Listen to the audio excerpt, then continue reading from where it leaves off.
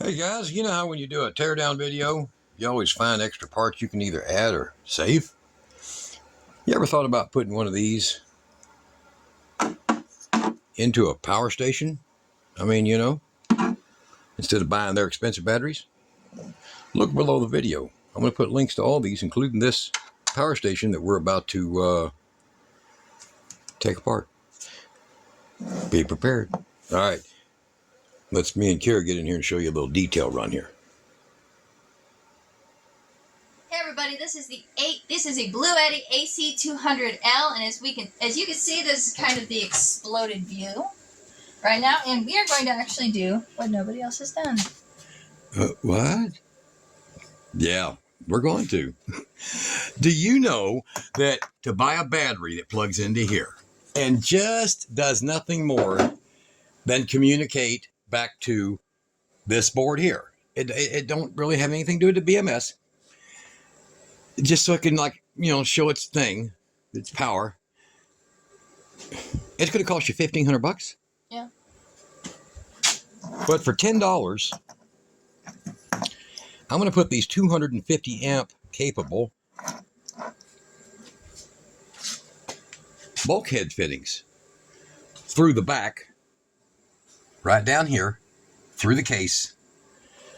And then we're going to be able to hook up a 200 amp hour 48 volt battery, which is over 10,000 watts of power, to go with the 2,000 watts it comes with. So if you want to see the whole tear down, we're going to power it down because it needs to be dead, and we're going to tear it apart, and then we're going to show you the final product and a power test. I don't have the other batteries yet, but we're going to show you that and you'll get it, won't you? Yep. All right, so y'all stay tuned. Let's get there where it all started.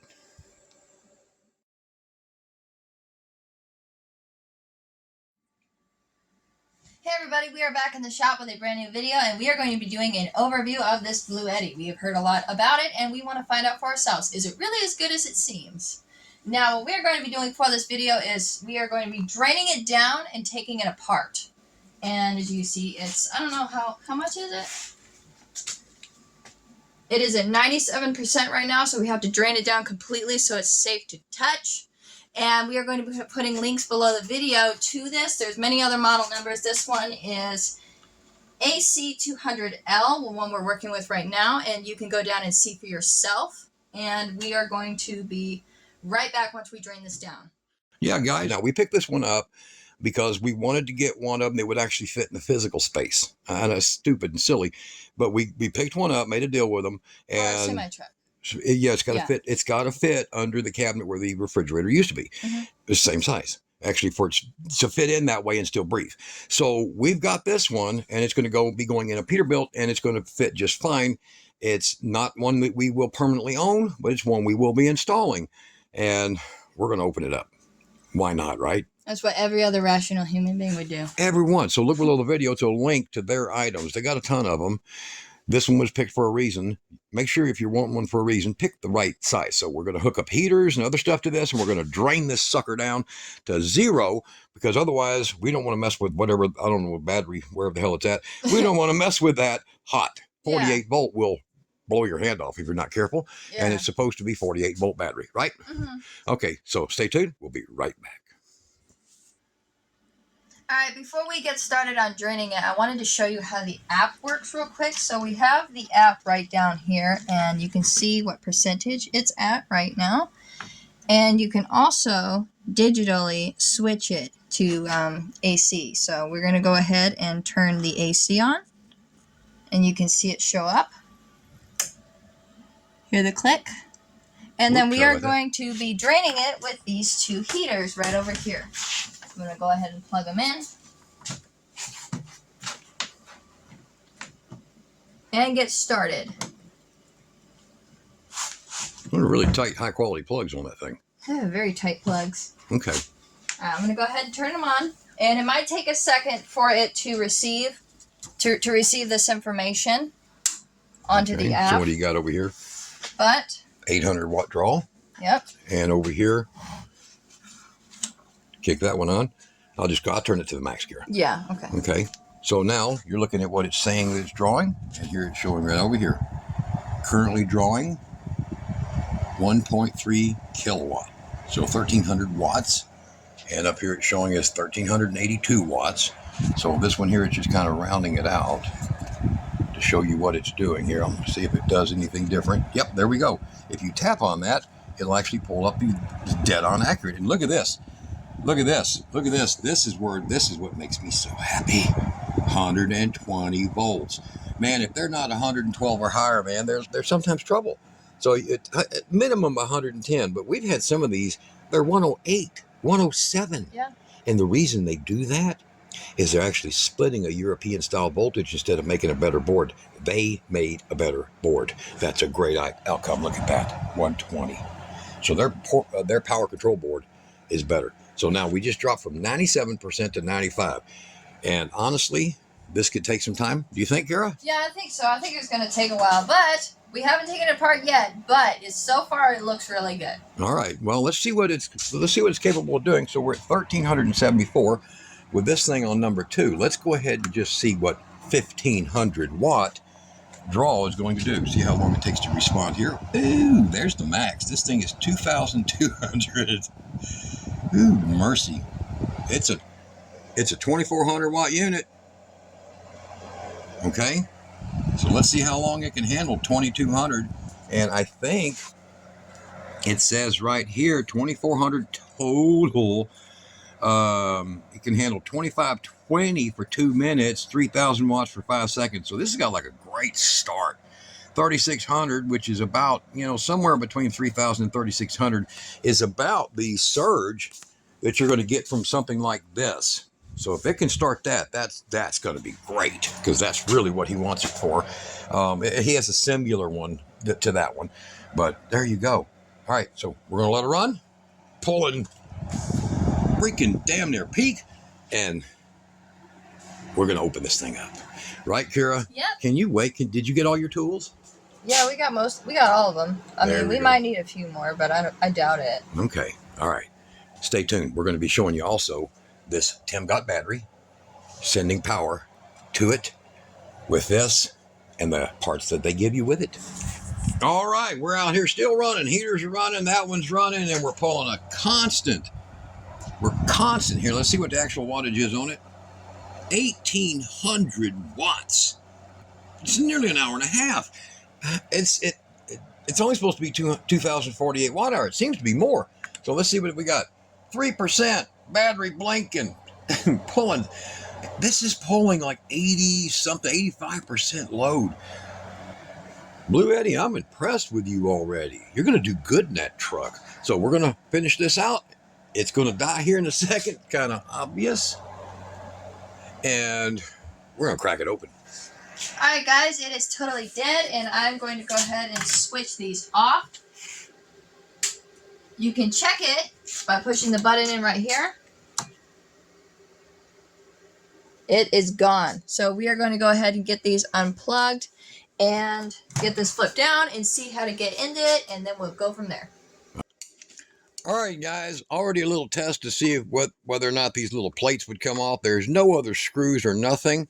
I've already pulled this foot forward and then used a magnet, and I cannot sense anything underneath here magnetically. So there's no screws under this, and you can see here, and I've already started, you can see a few marks, so I've already started putting a screwdriver in here to see if it would start to pop. And this is a standard faceplate or bezel that you can call it, and depends. I mean, if you're certain parts of the country, you might call it something different. I don't know, but it just pops up, and you just kind of work this thing off of here. I'll get a bigger screwdriver here. Always be able to get a bigger one. I think after this, you're supposed to have some screws in it. Yeah, there should be some hidden underneath. So you see the tabs right there, these tabs? Yeah. So there should be those tabs there. There might be some more over here. Yep, there we go. There's one right here. Another one right here. And let's spin it around a little bit here. Probably should have put this on a towel to keep from getting it scratched up, but there we go. So you see all the tabs? Focus in on that. All right. So even up here in the top, and I will grab it up in here. Same thing. but it should come off. It's got double tabs on it up here in the top, so let me get it spun around and we'll take a look, see at what we're messing with here. So tab there, tab here. It's if it was a soda, it'd be called a tab. Well, there was a soda named a tab. I've never seen those before. Right. So that's the way it comes with their screws right there. I'll have to look in here and see if there's screws here. There's more screw holes all the way around it. And what we're going to do is find out what it takes to get into it. Now, here is a USB port that apparently is for the initial programming of what's inside of it. Now, you can tell by when you power this up that it has a storage battery. Like some items it might have like a computer. It's probably got like a 2032 or something battery in here that keeps the information. So like that's why the screen can still light up. Yeah, kind of like a automatic screensaver type. Yeah, something like that. Something like a little service provider battery. And I'm going to lay that down there, and it looks like just repeat the same process right back here in the back. Work them up slowly. Probably return a few times back and forth, and we'll get the back side off. And we're going to look for, those are the ends of screws right here. So they're related to something inside. You can see the ends of the threads. So obviously it's something related in here. Let's try Phillips first. Whoop, Phillips, maybe. Nope, no Phillips. Oh, it is a Phillips, just a small one. So a small Phillips, there we go. So that number 2 didn't fit it very well.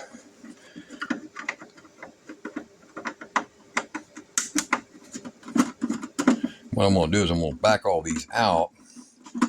And I think from what I can tell here, do you see that hardware there? Yeah. That looks like that's clamping the rest of this face plate. You see it? Yeah. Right here, this top plate. So we'll have to see what it takes to get that out. Let's see here. Another one over here. I don't see the source of those long screws that are down here, so that might be part of the battery compartment. Okay. All right, and then... What about this hole right here? Is that a screw? No, it's something else. It's like a reset sensor or something. Okay, gotcha. All right, so we're going to go here. All right, stay there. I'm going to grab the impact. Get my little trusty Black & Decker on that. Damn, there wasn't nothing on that one. Whew, that wasn't... Let's see something here. Take a look at this.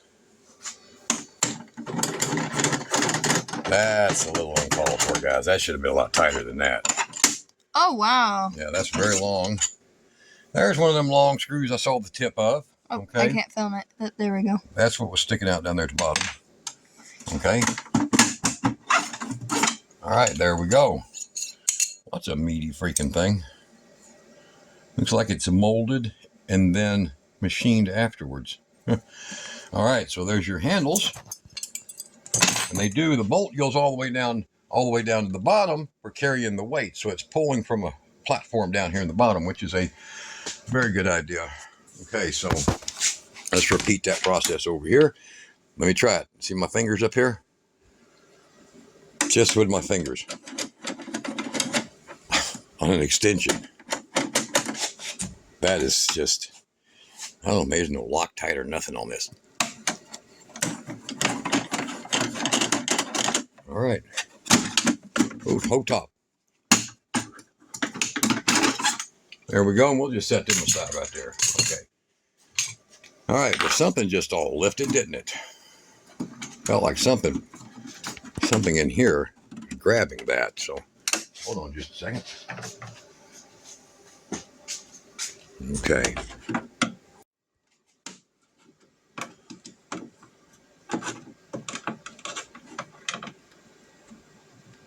Yeah, something in there is grabbing that. There it goes. All right. Thought I felt that. A little bit of a... There you go. See that? Alrighty, so we're going to get that out of there. Careful with the screwdriver. You hit the camera a little. Did I? Yeah. Okay. How much did you pay for this before you proceed? No, it's like $1,000, I guess. Ooh, look at that baby. That's not a nice looking. Really? Okay, you have the power switch here. You have all the control, and there it is right there. See? Right here's the battery on it. Here is the thing I don't like. I do not like these captured outlet setups. I don't like that. That's a captured outlet setup where they just go through a board.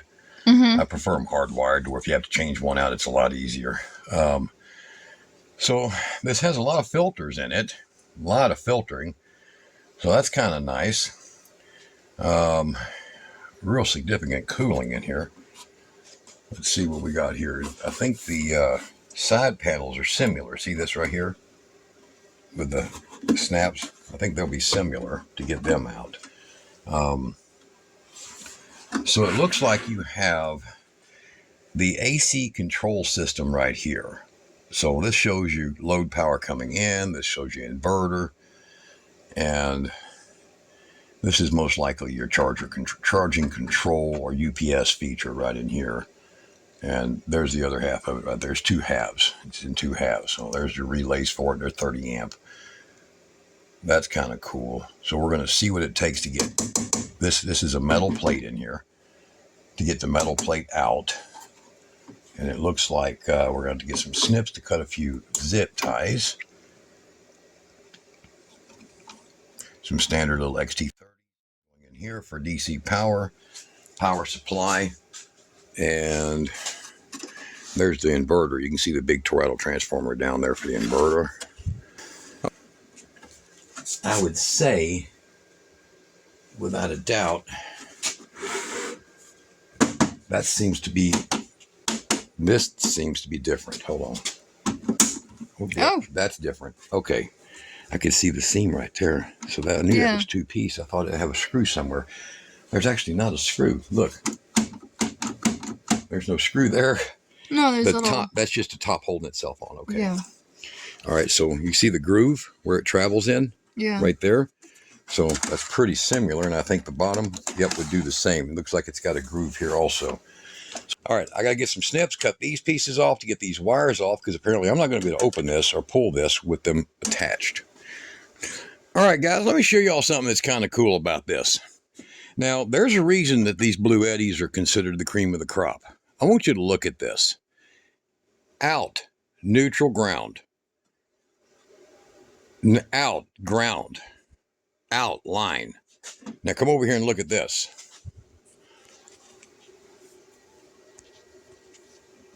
Now you're going to see it right there where it says the same markings right here on this board. And then there's a symbol right there where you can actually check it to get a schematic on it. So there's your ground, there's your neutral, and there's your line. Mark the same. No, I'm going to come over here and you're going to see the same. See right here? Load. And even the lettering. The same identical stuff. See it? That's impressive. So here, I'll give this back over to her. And one of the things, look, if you guys work on any of these, you need to get you something like this. I don't know, Harbor Freight, wherever, it's a little magnetic tip. Because it would be tragic to drop anything inside of these. So you'll see I got the screw out right there. And what I'm going to do is I'm going to take the Phillips screwdriver and I'm going to back it out until the thread is bounced out of the threads. And I'm going to grab it like so and walk it out of there so that you're not dropping it inside your item or your device.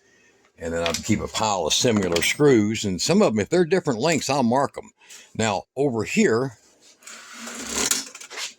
I've taken a picture of what I'm doing, as well as marked silver right here. And there's a silver mark in here. Even though these are labeled, they'll be almost the same length once I take them out. So I'm going to get that. There you go. Actually, that's an XT15, I think it's what it's called. So there you go right there. That's out. Now, I don't think there's anything else that's holding this in. Let's try it. Might be a wire Well, no, there's not. I thought that'd be a wire I have to unplug. All right, so what it has is it has a full multi-pin data plug right there. Isn't that cool? That does make assembling these really nice. Also replacing a board or a part. Still don't like this part, but I like that. I like that a lot. All right. So far, so good, guys. All right, we're going to take that out of there, move it over here.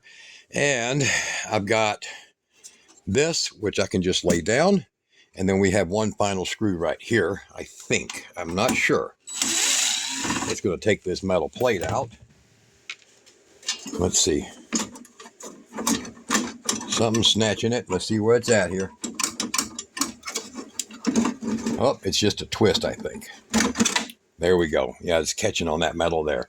So that's like a fire plate, you know, fire resistant plate, flash plate. And then I've had to cut all of these little zip ties. So as I reassemble, I've grabbed me a pile to start putting it back together, as long as I don't blow it up, right? Okay, yeah. So here is your inverter. Your inverter has decent sized capacitors. It does have a very large charging transformer in it. See right over here? Come over here. That would be your charging over here. And look at these capacitors here. Very good. These are Capson capacitors. Very good. Look at these ones. And yeah, these are just for your loads for your stage.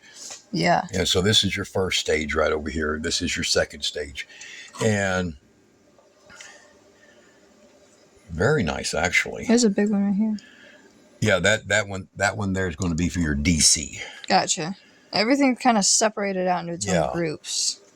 So this is really good quality stuff. I mean, really good quality stuff. I do not see any junk brand stuff in this. I really don't, which is really kind of cool. Hell, even their ceramics.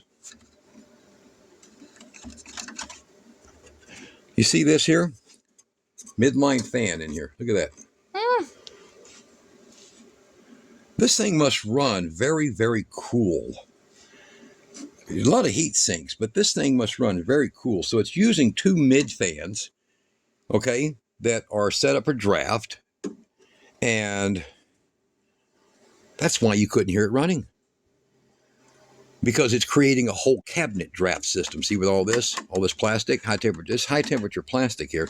So it's creating a whole cabinet drafting system here.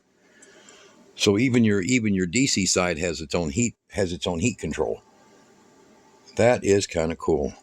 All right, so guys, this apparently is our battery links. Let's get a test right here on our battery and see if it's showing any voltage at all.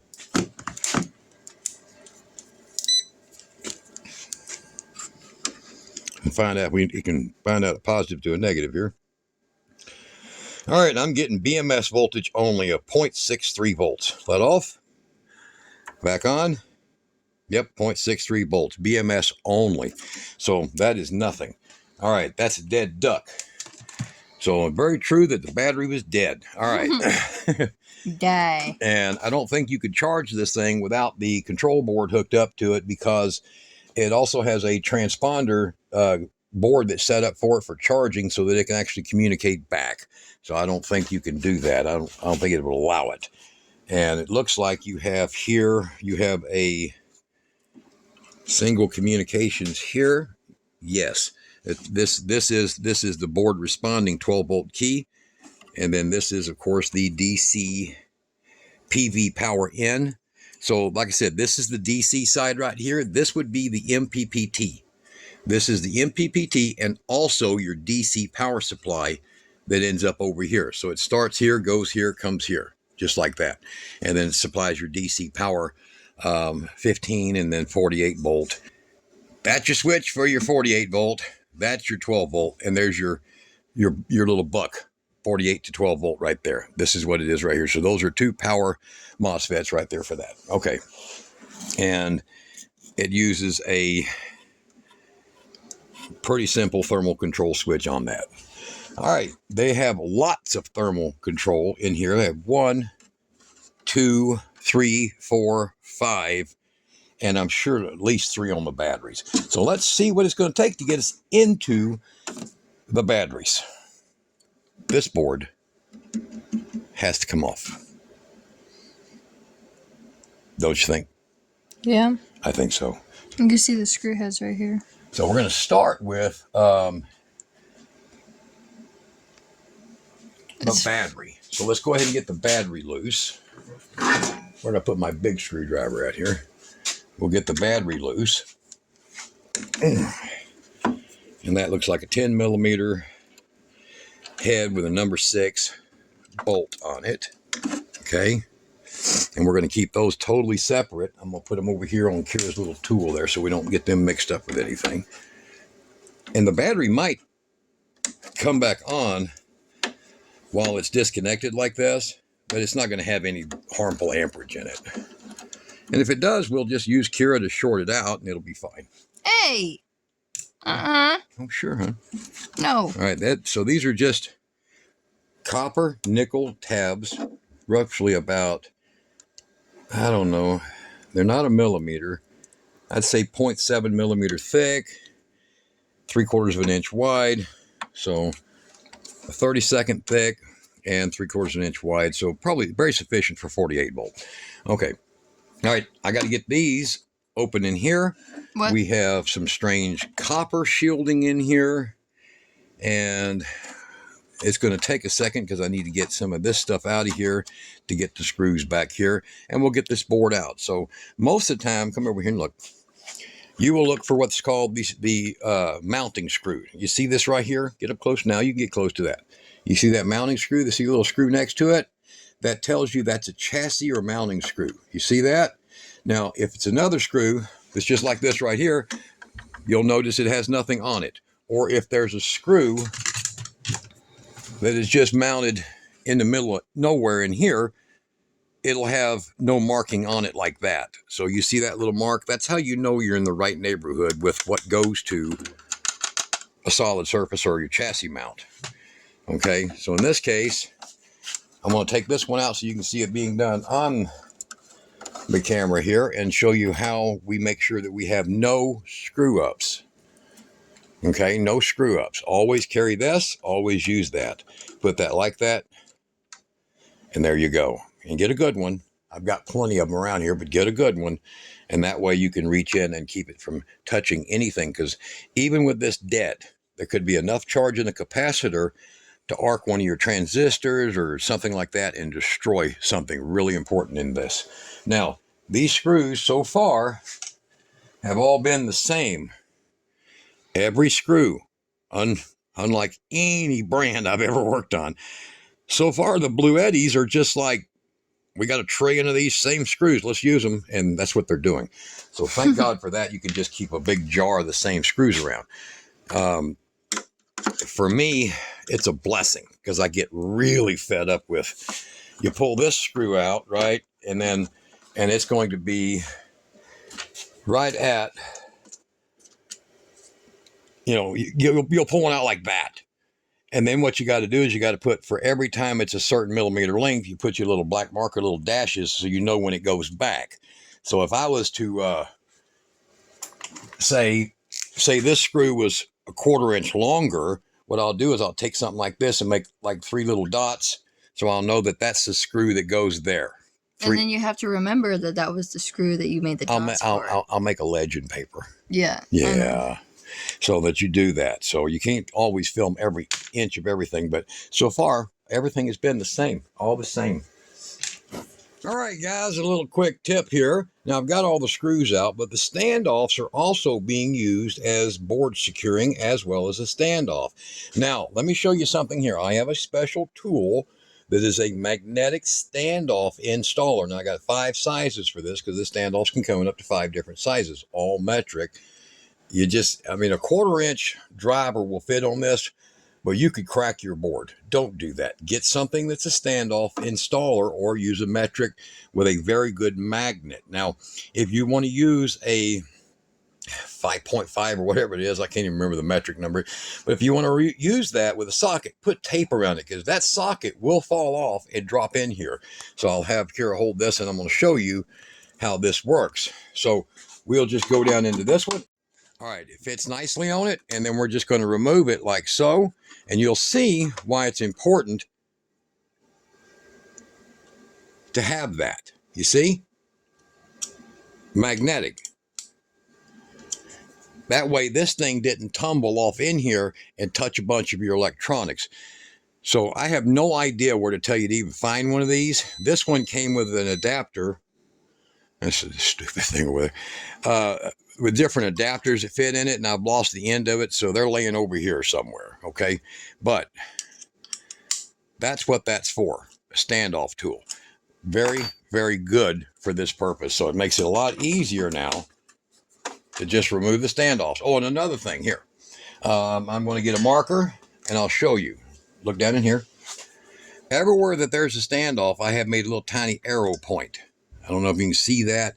You can look at this one right here and possibly see that arrow point right there. So that I'll know that a standoff goes back in there, so I don't have to keep going back and forth looking to see where this thing mounted at, okay? You want to make sure you do that. I work on enough electronics. You always want to back up your plan. So same with that one. There's one over here. It's got a copper ground strap that's on it. I'm not sure if that's battery related or static related. It looks like the type of copper that's back here is once again, the beep is a stupid meter.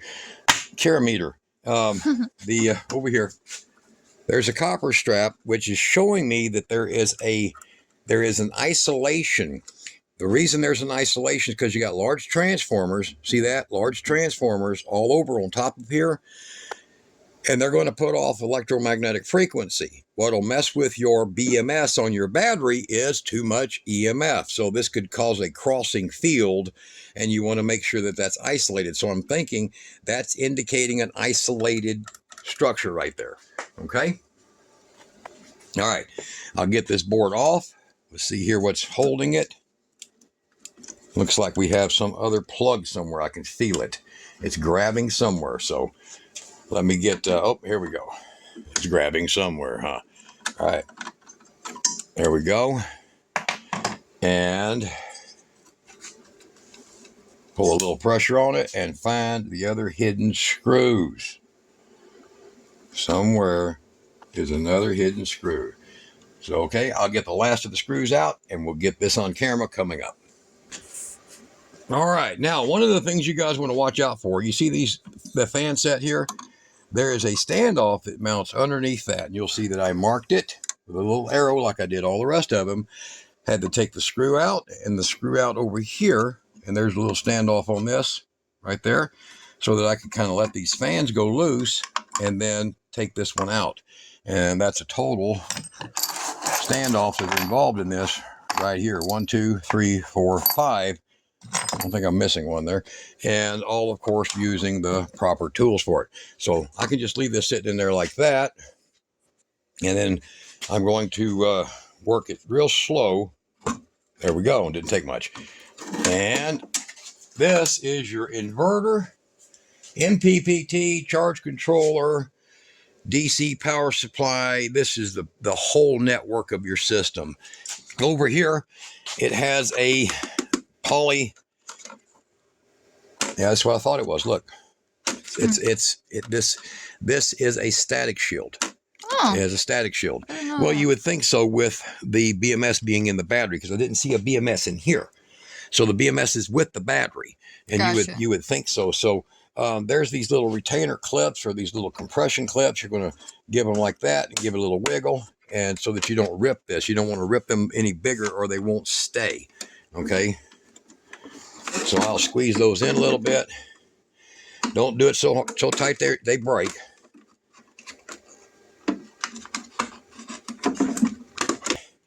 So this is your EMF, your electromagnetic frequency, you know, like the insides of a microwave oven. This is preventing from it messing with your BMS that's in there. That's good.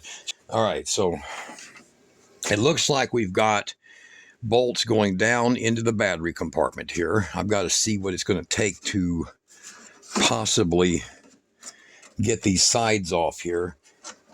And it doesn't look too too difficult, I don't think, but there might be some more clips in here. And I'm going to work on that for a minute, and then I'll show you how it happened. Looks like something there. See it? Something clipped right there. So they didn't make this too difficult for service. That's definitely a clip of some kind. See it? Yeah. They didn't make it too difficult for service, but what we're going to have to figure out is I'm going to take these bolts loose. They're going down to the battery compartment. And like everything else, they're the same size. That's really convenient. I love that. You can see it's the battery here because look, it's got the expansion joints right there for it. There we go. That's one, two, very short threaded end. All right, guys, as I was showing earlier, there's some screw tips that were coming through here. There's actually quite a few that you could see from underneath here, and they are all the same 4mm. So it's a 4mm, and that's what fits all of these different bolts. So all the bolts going through the battery case is already removed, and there is 6 that hold this big casting. And this is all a one-piece casting from what I'm noticing here. And I've got the last one here, so I'll show you how deep it is there. So it took almost every bit of this extension to reach down in there and get them out. Now, over here, those tabs that we spoke of earlier, they are related. So you'll give them a little pull. There we go. And a little pull right there. There we go. And now we should be able to come straight up. And we have our batteries, okay? And this is, take a look at this, Kira. This is one big casting. A nice one, too. Yeah, very nice. A lot of in-depth structural, you see? So now you can see everything. There is the 2 handle bolts that went through on both of those.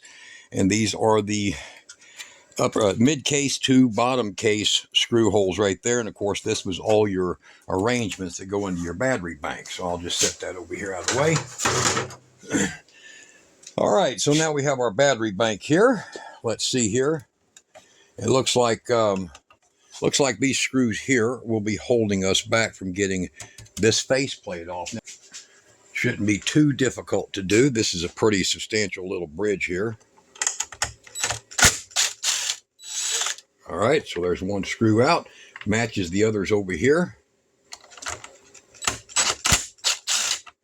And everything matches. Everything matches, man. This is, I tell you, it didn't get built by 10 different groups of people, okay? And that means a hell of a lot. Yeah, somebody thought about it. This has been, man, they hired some engineers, okay? So here we go here. Here's this nice little build here. And inside of it, this is your marine grade AC input, DC input, and your 48 volt. Now I want you to show you this. This is your 48 volt adapter, okay? And it's made to communicate, right here, you see that? It's made to communicate back with the inverter board. Well, that's a damn dirty shame, because that means that you have to buy their $1,000 battery. That's only as good as, what, 70 amp hour. Why can't I just not worry about that? I see where this is going. Well, I mean, if you just look over here, get that line back up, you do got some space. Yeah. You got you some space in here. You see? Mm-hmm. And then you just connect up after the BMS, after it, in other words, to these tabs too. You can connect to these tabs, but after it with some 6 gauge, and then you can put you a 100 amp hour 48 volt. Now, if you know what that is, that's like another 5,300 watt hours, or even a lot more. And you can charge them separately with a MPPT or something. But how you like that?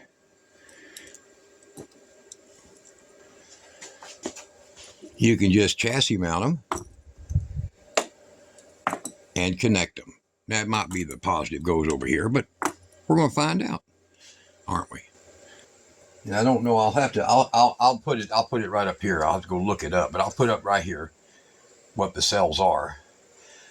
But it looks like we've got a pretty significant size pack for this to be 2,048 amp hours. So these have got to be at least 12 or 14 amp hours a piece for it to do that, according to this layout. Looks pretty significant. I'm going to get this thing back together, and we're going to do a quick charge and full power test on it. See what it does.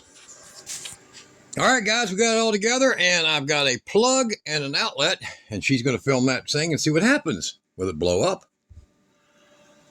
Ooh, it lit up. Oh, it says, oh, help me, I'm zero again. But wait. Will it click? It clicked. 812 watts. I got this on, it could charge at a lot higher rate. These things are charging an insanely stupid rate, but I'm only really using a 14 gauge cord here. So I didn't want to run that thing at like 1,500 watts on it. All right. And the cord that's with this thing is just a freaking monster. Look at this cord. It's a good cord. It's heavy, but I want you to look over here. Look at the voltage it's charging at.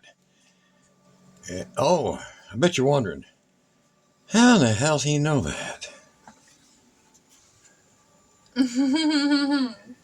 Oh, he did do that. He did. That's just not some trick at the beginning of the video. He really did it. All right, so Kara, what do you think? I think it was very interesting what you did back there. Yeah, I don't have the bezels on yet because I want to make sure everything will light up because you guys got to see it at the same time I did. Yeah. It could have smoked, and wouldn't that have just been just as good on video, right? Yeah, there we go. All right, so I've got a little set of jumpers there, but that is those terminals. Let me show you this. Okay, I had options. I could have used this, okay, but that's only good for 50 amps. And I could have used something monster like 175 amp one, and I'm like, you know, why not just use those, because that's what these are.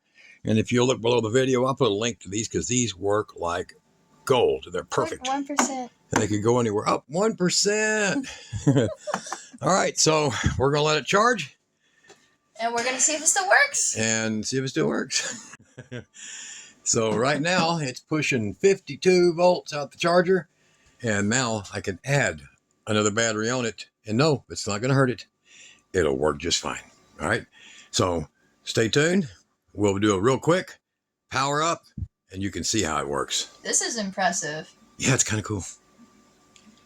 All right. To speed things up, I have put it on turbo mode. So now it's 1,400 watts, 1448. And I have 69 watts going in from the battery over here. This is the awesome, most awesome Tim Gotts. I might have to get me another one of these. I really like these. I just like them because they're easy to deal with. So we've got that power coming in. 73 watts. Meters can't be 100%. 69 watts once it's been processed, and we're at 33%. Everything seems to be working. 54 volts. Charging up. Can't wait to run some power. Alright, we have got it all put back together. As you can see, it is fully charged now, and Dad can go ahead and show you the surgery that he did. Yes, we have a brand new 140 amp capable at 48 volt. And we have our 48 volt battery. That's One of our Franken batteries. that is a salvaged battery from a similar unit, not the same brand.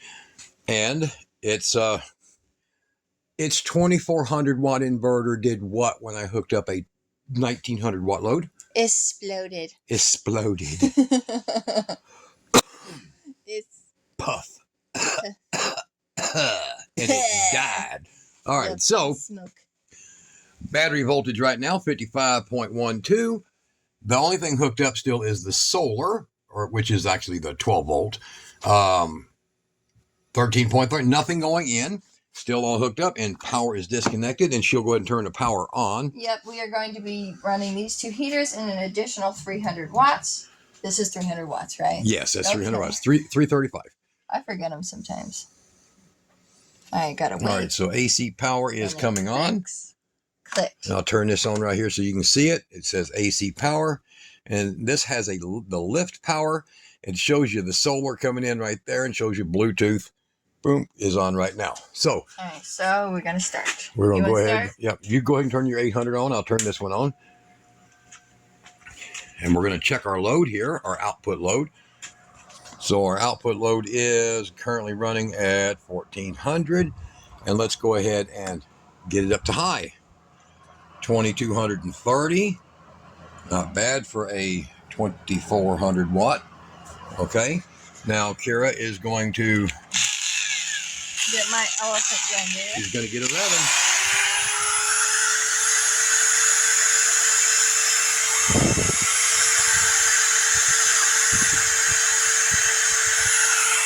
All right, so we have those going, that and that.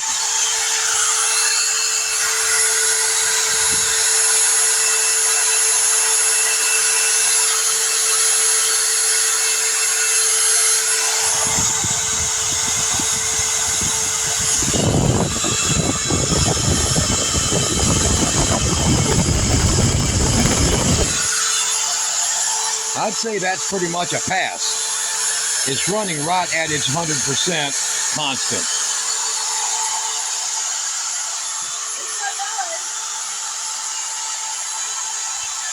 I like it. I do too. We'll give it a few revs, make it peak over.